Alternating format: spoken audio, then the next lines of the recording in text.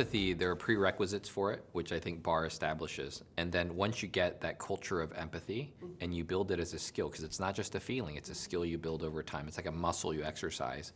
There's a flywheel that's created, and there's a lot of good that comes from that. And I appreciate that so much because it parallels the journey of a lot of people who are in recovery. But what it reminds me first of is I have a lot of parents who come to me. I'm sure they come to you too. Because as a child psychiatrist who does addiction medicine, and I have a lot of people come to me from across the country, and I'm treating somebody maybe in my past, but then their family members come because there's somebody else they're concerned about in their family. They might be younger, and this is really a plug for prevention here, and they kind of ask me these questions, and I know what's really in their heart. Their heart, what's in their heart is, what can I do to prevent a high-risk loved one from manifesting some of these symptoms? You know, and there's a lot of skills and a lot of knowledge that they have to partake. And then I mirror that with my own journey in seeing a lot of high-risk youth and young adults throughout my career, seeing thousands of them.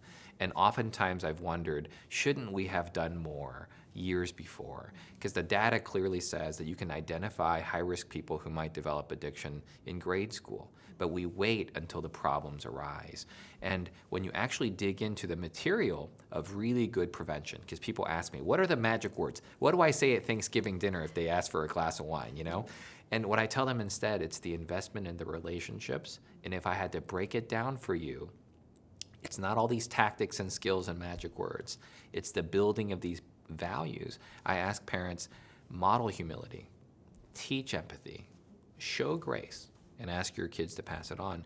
And so BAR teaches students and teachers how to embody these skills, and that creates such a powerful force within the community, because in recovery, I don't lecture at patients for them to get better. I have to believe that they have the capacity within themselves, that they're the battery I have to charge. So the solutions don't come from me. My job is to make them believe in their capacity for change. And you can imagine all the horrific stories that come in, how much shame there is and how they lack confidence.